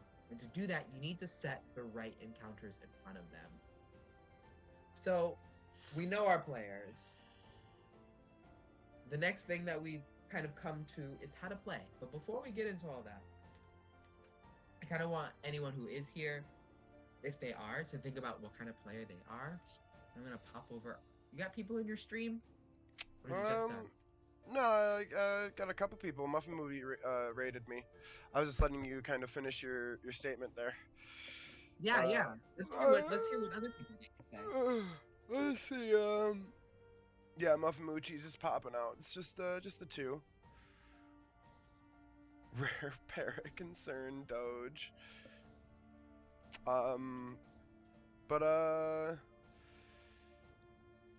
Yeah, no, looks like it's just the few of us. Just the 2 of us. Few of we us. can make it if we try. Just the 2 of us. As you can tell, I'm very stuffed up too, so. Oh yeah, I think everybody's kind of been dealing with some type of little cold sickness. There it is. But yeah, knowing your players and knowing yourself, the most important thing, I think, before you even start trying to dungeon master a game, a campaign, module, whatever it may be. Even a one-shot sometimes it's really important to know what your players want. Mm. so you can give it to them. I think just in general, I mean, it's like part of it's one of the biggest things we can kind of emphasize on is just, we're all coming here to tell a collaborative story. I mean, imagine if you were reading a book and you're like, ugh, this book is horrible. I don't like anything this book's about. But here we are continuing to read this book every day. We play this game, it's like you want to read a book that you like to read, and that can mean a lot of different things. And that could also mean, maybe having the theme change for a little bit. Doesn't mean everything's all about you and what you want, but your wants are important, so if your wants are never met in a certain regard, then I think that's a story you're not wanting to read, right? Exactly. Exactly. Yeah, the most important thing the most important thing that I take away from knowing your players and knowing yourself is that everybody wants something out of this experience, right? And it's our responsibilities as the dungeon master to attempt to bring us all to a point where we're each getting what we want. Mm. We're all getting the opportunity to sort of live in that space where we feel engaged and we feel directly spoken to at the table. But now that we know a little bit more about who we are having at the table, now we got to talk about what we're doing at the table. So we already mentioned we're rolling some dice. We're getting in We the mood of chillin'. we're chilling, we're acting, we're rolling some dice. We're all in all just having a good time, right? Right? Because that should be the first thing that you're worried Hopefully. about. The DM is there to have fun and to make sure that the players are having fun. If you're not having fun, this is another thing that I will double down on. First thing, adversarial DMs, always bad. Second thing, well, actually, I'm gonna flip that. First thing, number one rule, have fun. Yeah, yeah. Second rule, adversarial DMs are bad Always bad. because It's not see the fun. Yeah, first rule. see first rule.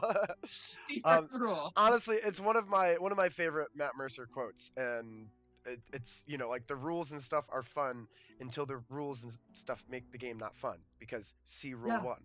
It did, no matter see rule what we one. no matter what we do, no matter what we talk about, if you're not having fun, see rule one. Right? Yeah. I'm sorry, babes. If you're not having fun, you're not doing it right. This is the game. Why? Literally, the word game in French is joyeux. I It love is that. joy. Mm. Yes. You should be having fun. You should be enjoying yourself. You should be overjoyed that you get to step into a world that most people can't even fathom.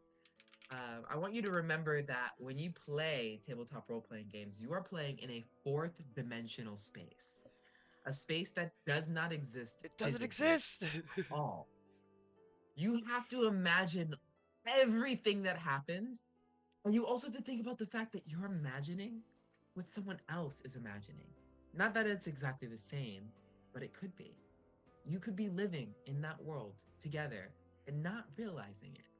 I think And I that's a think that's that's a one of the big thing amazing. about it, right? Like that's a big realization I'm having. Is like, we all see things in our own way and we see this world, and I think that's like part of the crux of role playing or improving is trying to buy into what everybody else is seeing as well. Like when you extend the scene or pass the ball of improv to somebody, like you're quite literally saying, "Here, this is what I see," and then you catch it and you're like, what did they see? What did they want me to see? Are we seeing this together? And a lot of times it's very basic stuff, like, right? Like, oh, we all walked into a store. Someone's going to say hi to the clerk and we're going to shop, right? It's very basic. Like, we know those things. But and a lot of times it's not. And I think that's the fun part is like, what do we see as a whole?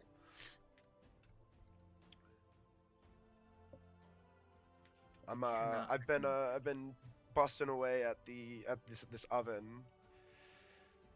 Oh, Oh, hold Yeah. on. I need to pop over. I need to pop over to the Caretographer stream because cough cough.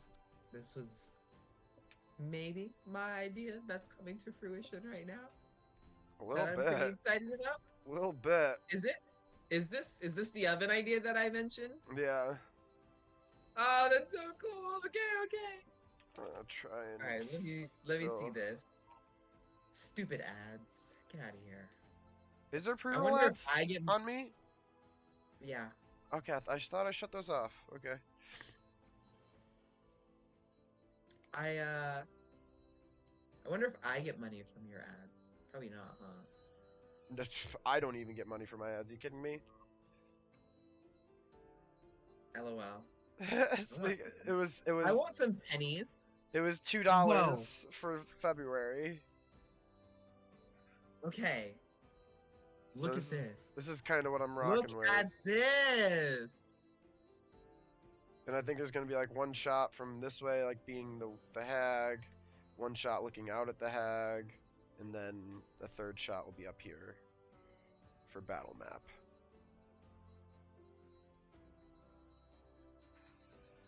I mean, what do you think? This kind of with these Yeah. like back bends. Yeah. Yeah. Yeah. I wonder if you could make the flame like that back vent part bigger Which part or a little here more wild. Like where you're putting all the flame boxes, if and you can here? size them up. Make them the flames bigger. Oh, you're delayed on your stream. I have to remember that. Yeah. So the box is where it is. Like the Okay, yeah, the I hear you. grates that they're inside of. Mm-hmm. Yeah. A Blow it. I would blow bigger them up flame. bigger.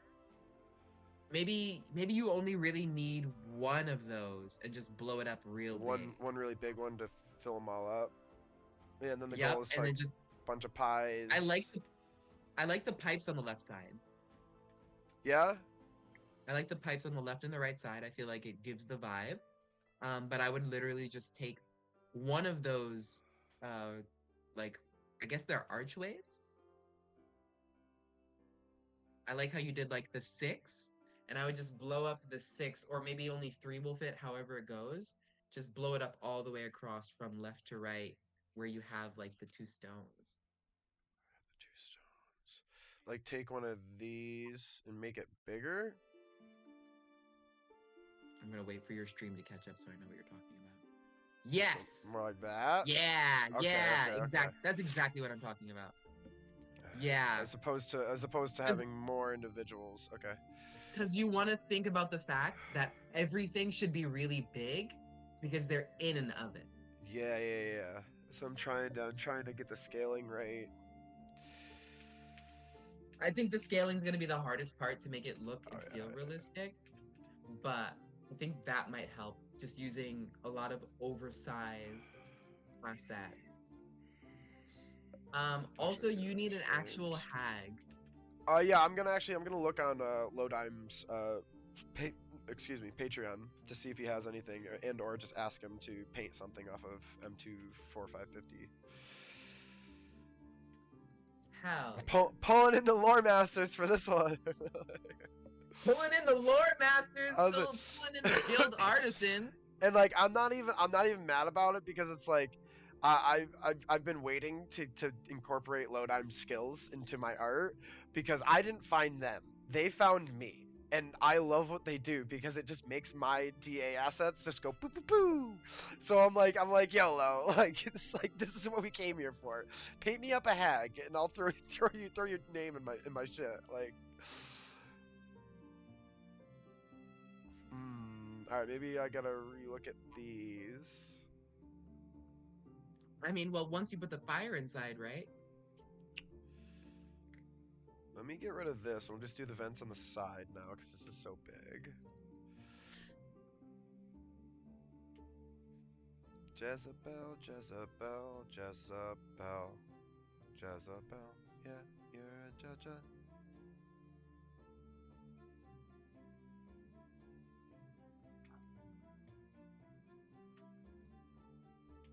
Also, possibly use grates for the floor instead of just stone.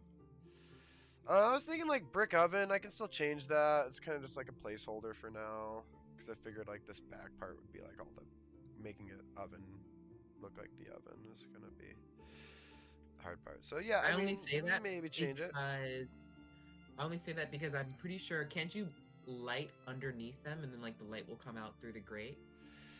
I could do some stuff underneath. Yeah, Um, just throw the fire effect underneath it. I have to look at. Oh my gosh, Jez. Let me look at metal. Get out of there, Jezebut. Yeah, Kappa is a frequent Now on you're this unfocused. stream. Now So you're I could do unfocused because it focused on her paw. frequently, yes, in my life. I could do something like this, but I mean, Oh yeah. this isn't really an oven to me. I mean, if you've seen an oven, they don't have they either have grates or they're like I was going to do like a brick oven, which I thought would be the most successful here. So like I could do, I mean, I could even, yeah, Listen, the bigger you this are the map gets, expert. I just have wild and outlandish ideas, okay? obtuse ideas. Obtuse. No, I love it. I love it, and I was like, I often frequently talk about this. Like as a map maker, it is like literally my job every time I make a map or do anything. Is okay. These are the ideas we have. Now let's make them practical to the tools we use. You know, and it's not a bad conversation. It's a necessary conversation that always goes down. I think I might be able to add.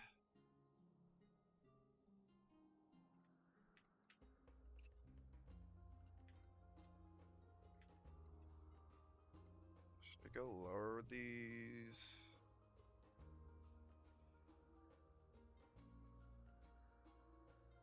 No, I want to at least cover those. Right there's fine.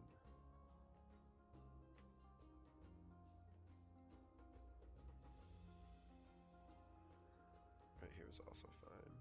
That looks bad. Why does that look so bad?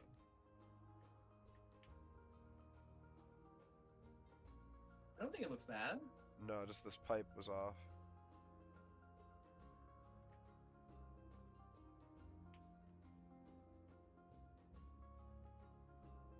Yeah.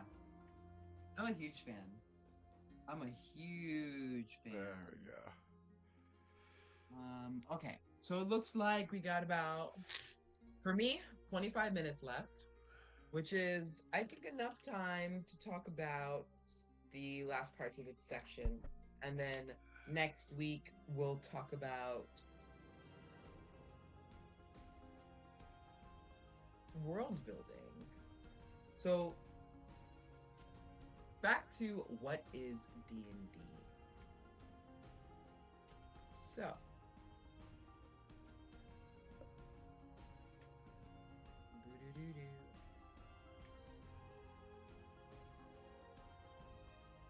we know how the game starts.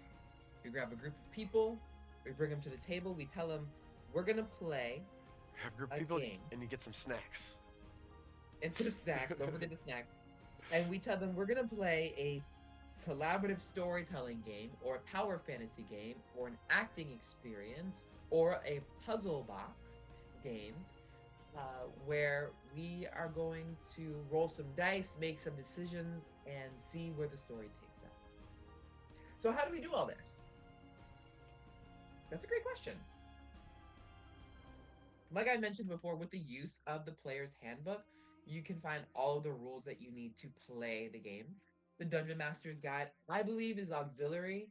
You can find a lot of information about how to Dungeon Master online, but it is a useful tool.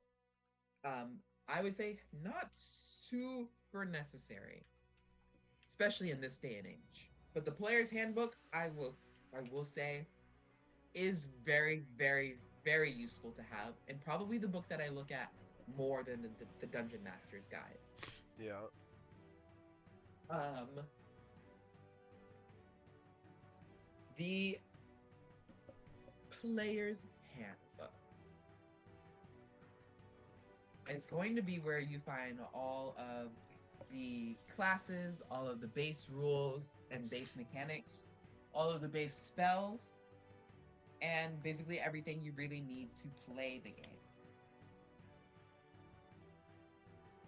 Um, in the player's handbook, there's a how to play section, which basically speaks about the steps. So the first step is the DM describes the environment. And that's honestly is the first step. Once you enter this world, I like to use a preamble that lets my players know we're getting into role play space, we're leaving behind the waking world, and we're stepping into the real world, as I call it. This fantasy that we've created together that is very real for us. And after my preamble, the first thing that I need to do is describe where they are and what they're doing so they have the agency to make decisions. Then the players will describe what they want to do. Using that agency that I've given, I'll narrate the results of their actions, and this will continue on throughout the entire game. That's exactly how it works. Um, and in between that, you'll find that there are dice rolls, specific skills to use, combat maneuvers, spells, feats of daring, prowess, and all of that. Um, which, again, we'll talk more about in this section. But that's the gist of how to play. When you're looking at the player's handbook, the book itself is divided into 3 parts. Part 1 is creating characters. Part 2 is the details of how to play the game. And part 3 is all about magic, which is really important to understand in the system because it plays a pretty big part in how 5th edition works. The game dice, it doesn't matter what dice you bring to the table. You don't need to bring the specific dice that they speak about in the player's handbook. You will eventually need some of those dice, but where they specifically say that you might need X amount of dice,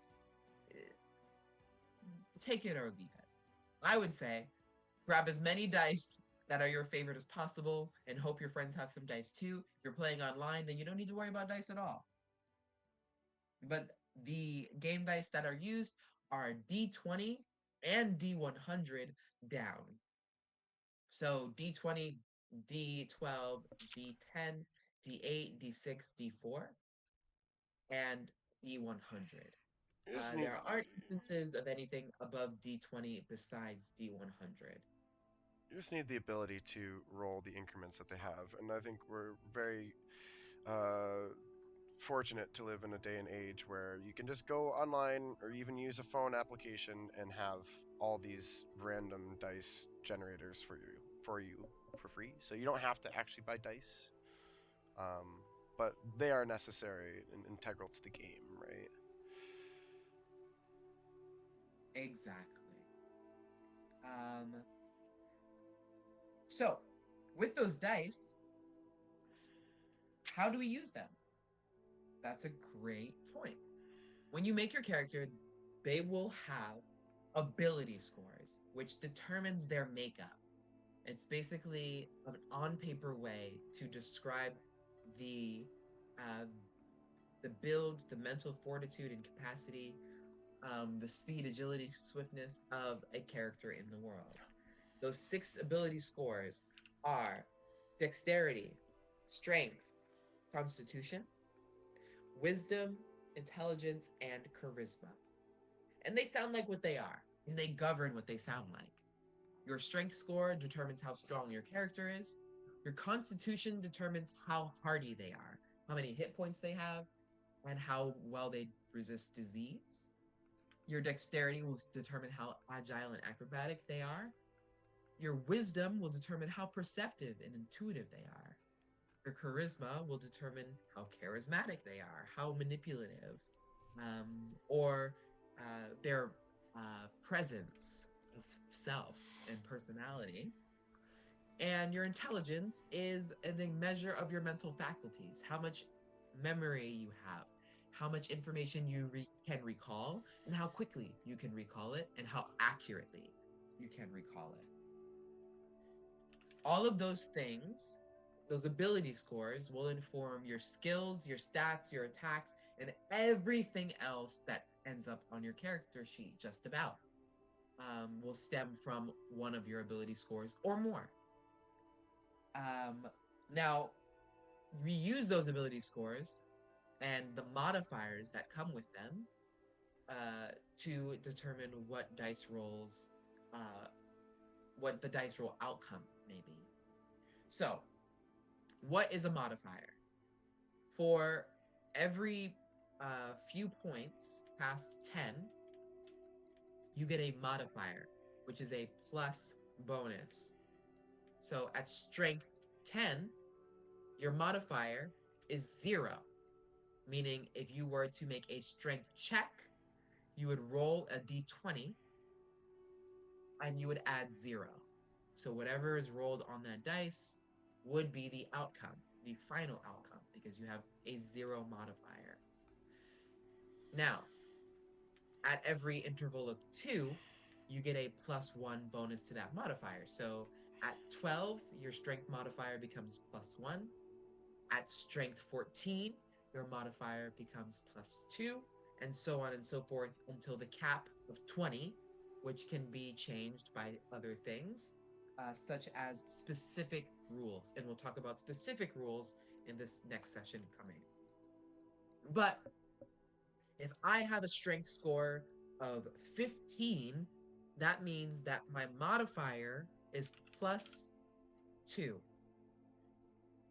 With a +2 modifier, if I roll a d20 and I rolled an 18 on the dice, I will add 2 to it because it's a strength check, and that will become a 20.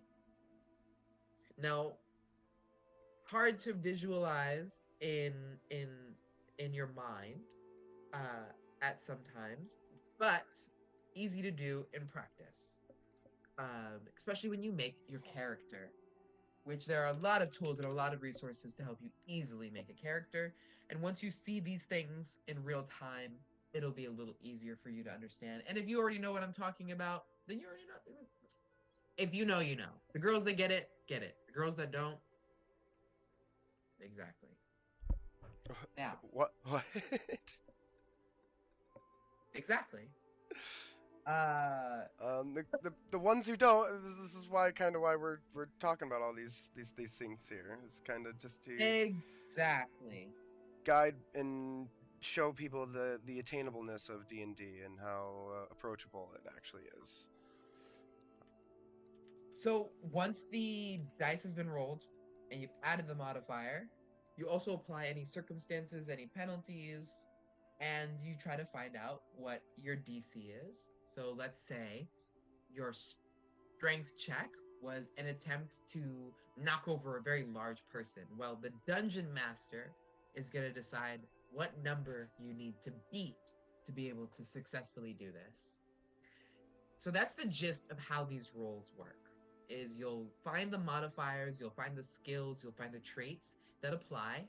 You'll add all the numbers together with the dice that you rolled, and you'll hope to God that you beat the DC that your dungeon master has set before you.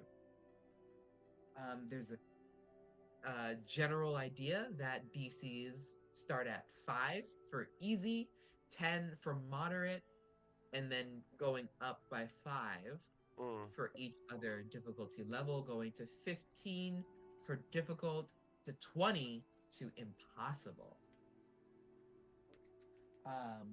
And 30 with was that in mind, impossible. huh? Isn't 30 impossible? You could be right. I think 20, it's 20 is either like very hard or impossible. 30 could be like legendary or something, but I also have World of Darkness DCs in my head, so Fair that enough. might Yeah. be melding together there. But 20 is the upper limit to 25 to 30. You don't see 30 DCs unless you are playing a very, very, very, very high tier game. Even a 20 DC is very rare in games below, like, I want to say 14th level, 13th level. No, not necessarily. You don't see a lot of I've used super I've huge used 20. uh I've used DC 20 on low because you got like if someone's specialized in something, right? Like medicine's very easy to get a +8, +10 for clerics and stuff. You know, D20 with a +10 is essentially a 50-50 chance to accomplish what you're doing. So I mean, Yeah, like that's a fair point. I tier might be a little two, more tier two, tier lackadaisical on three. my. Yeah, I might be a little more lackadaisical on my DCs personally. I would feel like around level 11, 11 or 12, I'm usually hitting like 17, 18 DCs, which is basically 20, but not exactly. I like using a lot in between 20, like 16 to 19. I like using those. Yeah. And I also do skill ranges uh for successes. Especially since like I've been getting more into World of Darkness. I like the skill range idea. Where like, okay, the DC was actually 20, but you got a 19. So I'm gonna give you this. It's not a failure, but here's what you get instead. And Hmm. I've taken that ethos from World of Darkness because I thought it was a really great way to deal with DCs and general player actions. Yeah. Um, Now, we talked a little bit about circumstances and penalties to your dice rolls. That would be the big ones are advantage and disadvantage. Now, advantage and disadvantage are a concept in Dungeons and Dragons where if you have advantage, that dice that you roll, you'll roll 2 times and you get to take the higher number of the two numbers that you rolled. So let's say I roll a d20 and the first time it's only a 2. I have advantage on that roll, I'll roll the dice again. And if I get a higher number, I can take that. So let's say I roll a 2 the first time and I roll a 13 the second time. I'm definitely going to take that 13 with advantage. So thank you very much. There are certain instances that you'll have advantage from spells, from combat maneuvers, or conditions inflicted on either you or another character. Disadvantage is the opposite of that. You'll roll 2 dice and you'll take the lower number. So in that same instance, I roll a 2 and a 13. I have to take that 2. Disadvantage usually comes in the form of a debuff or a negative condition that is placed on you. Sometimes it's even a spell, but these are things that usually end up going away at some point. Permanent disadvantage feels Mm, really bad. Don't do it. Don't give your players permanent disadvantage unless it's something that you guys have talked about. Um, I can only see it working well if someone has a scar of some sort, which there are scars and mortal wounds that have been listed in the Dungeon Master's Guide as variant rules. But it can feel really bad to permanently have disadvantage on all rolls to a certain thing that you want to do, um, just because your character has gone through some pretty crazy things. You might want to play that game, but I will advise Dungeon Masters to use that very warily. Now, as for specific versus general rules, specific will always beat general. So, if a general rule says, for instance, a general rule that they mention in the player's handbook is that not all creatures are proficient with longbows. But if you choose a wood elf, they are racially proficient with longbows. So, let's say you choose a cleric. Clerics don't have longbow proficiency. Um, but if you were a wood elf cleric, well, now you would. So the specific rule will always beat the general rule. And if you are coming from Magic the Gathering, then you'll understand this very well. Um, and that will also go for spells, that'll go for conditions, effects, and any other thing that you come across in the game. Um, Now, we also always round down in 5th edition. The math in this game was calculated to round down. So changing that means that you're changing a lot of the balance of the game. So keep that in mind if you do. And the last thing that we'll talk about is the pillars of adventure that are really important to the game. So adventuring is the heart of the game. It's the whole reason why people have come to the table. They want to explore. they want to interact socially, and they want to fight things. Those are our three pillars: exploration, social interaction, and combat. These three pillars are the reason why people come. It's what we are giving them as a dungeon master, the opportunity to explore them with complete and total agency, and to be able to say, this is my character doing this and affecting the world in this way. Trust me, they eat it up. They love it. Um, and we already talked about what some of these pillars look like because we talked about what kind of players might look for those types of things. But exploration specifically includes both the adventurer's movement through the world and their interaction with objects and situations that require their attention. End quote. Beautifully put.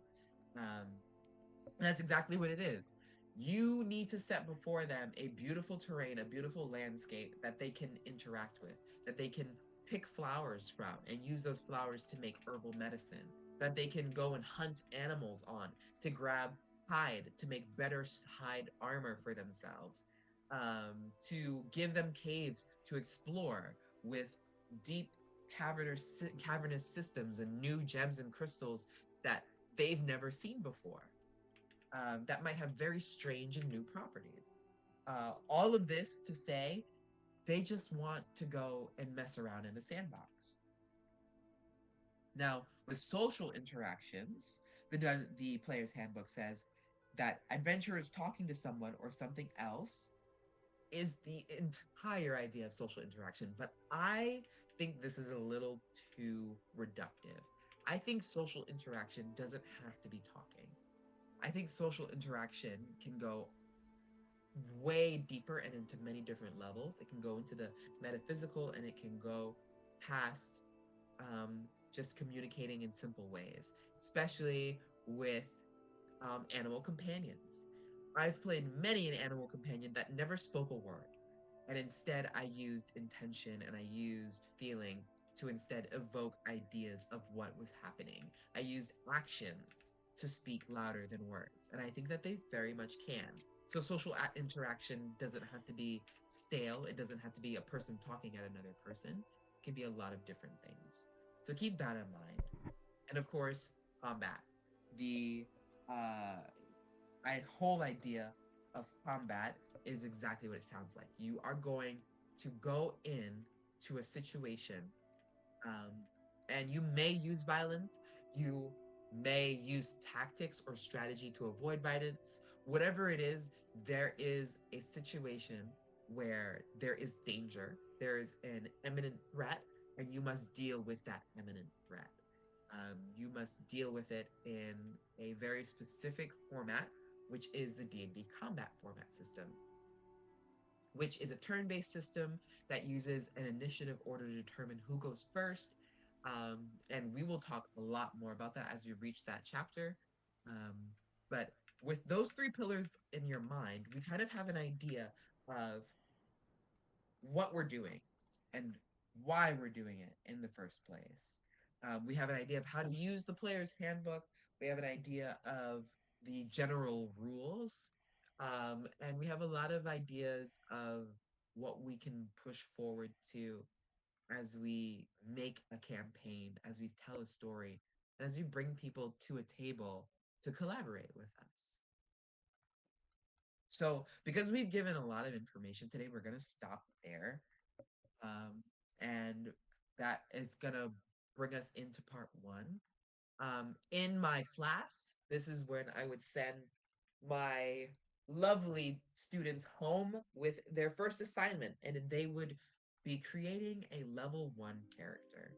Is their first assignment, and that starts right on page 11 of the player's handbook, where it goes step by step with exactly how you do it. If you're watching this later on or at all, and you're following along, go ahead and make that character. You can use rolled stats. You can turn on all sources, homebrew and Tasha, if you want. I would love a one-page backstory from you. You get to choose starting equipments, and you should for the simple exercise of doing it, create bonds, flaws, and a purpose for your character that you fill out in your character sheet. The awesome thing is you can go right on D&D Beyond, sign up, and make a character sheet right there. You might not have every book, might have access to all of those things, but if you would, you can come and hang out at the Lore Masters Guild, where we have content that you are able to share with us, or excuse me, we have content that we are able to share with you, and we would love to. We're happy to. And I'm also happy to talk to anyone and everyone about the game, the system, and running it at any point in time that I'm free. Hang out. I live there when I'm not in the waking world. But I hope that we get to see you all next week as well on Wednesday. I hope that we get a couple more people tuning in to do this lovely exercise along with us. But either way, I'll be here, and I'm pretty sure the cartographer will be there too. Oh Um, yeah. oh yeah, oh yeah. Well, speaking Yeah. of the cartographer, let me pop back open and see what the map progress is as we start to, or at least as I start to finish up for the evening, because I Well, gotta, now we go for about 2 hours. yeah, 2 hours. It's exactly the 2 hour mark. I was timing it because I'm on that time frame. Oh, Mitchell, that looks so good. Okay, let's see it. Can I see it? Can I see what you're working with now? Because look at that pig. Yeah, I'm trying to like put some stuff out here because it is a battle map. So I'm like, what is the fight gonna look Oh, like? How can I place some stuff? I tried to do like some stairs so like players could hop up on these little pastry things around the roast. Um, but I'm kind of can you make stumped the right roast? now. Can you make the roast bigger? Yeah. The pig one. The roast itself, the platter itself, I can make the whole platter And, big. no, So I the pig. stopped. No, no, I don't think I can select just the pig. It's one asset. No, no, no, no. Like the whole thing. Yes, I can do the whole thing or not. See, because we're talking to each other, but your stream's delayed. So I always see it after you've done it. Yeah, the pig. I'm saying, I was saying make the pig a lot bigger and then put it dead center. Prop things around it. And I think that might give you a little more of you, what, like a little more of Like a a, centerpiece. yeah, like give it a big centerpiece. Then it's like, yeah, exactly. Like so. Hold on, I'm gonna wait. I'm gonna wait for your stream to catch up.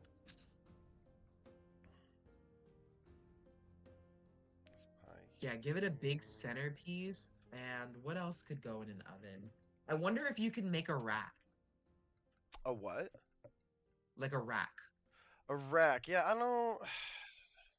Like, what if on the back end where the fire is, not like a full rack coming all the way out, but like a half rack?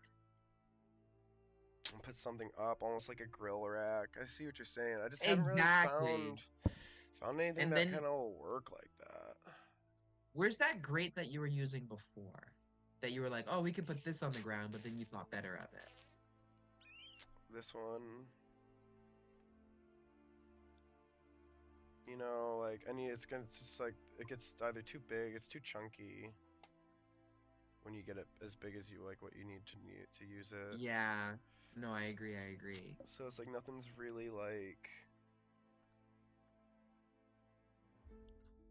working in that regard. So I don't know. I might just table it. I don't have to finish the whole thing today. There's no time Yeah. frame on the project. Well, there is a time frame. Yeah, I have 2 weeks. I think blowing up that pig, making it real big, like the size of a pig that would be in an oven, you know? Ooh, that's good. I like that a lot too. Let me change the stones on the bottom so it looks like it fits better. And then yeah, you can make that the elevation part, so that way, like you said, there's more. It's not just a flat map. It feels like it has that dimension. Yeah, that's what I'm trying to do. I'm trying to do it with the food, I think. So I like the that players too. can climb up on the food, and I was gonna do like I know I can do. Can I color the dirt? I can do ash piles. Forget how I'm to also do it. going to use this map. Hope you know. Yeah, I hope so. I release all these maps on all my channels and stuff. So. Oh yeah. And you can As you should. also find them on the workshop, the Dungeon Alchemist workshop. I'm gonna have to like go Yeah. back to one of my old maps to figure out what I did to make soot. I did something to make soot on the ground. I could do like little piles of it. Oh. But yeah, so I was gonna do that. I was gonna soot up the place, make it look dirty, and then use some mounds of soot for little piles of cover, and then maybe climb up on the roast. The pig can just be, central. I think that's fine. Maybe some breads or some croissants. I want to try to find a way to make like a sheet pan, Ooh, yeah. but I've been struggling to find something that kind of doubles and works as both. But yeah, I'm excited. I think I hang it up here. I'll finish it tomorrow. I'll be on my usual. Actually, I might have some errands to run tomorrow, so I'll stream, but I'm not sure when. Afternoon-ish. Yeah, you wanna plug your things before we call it?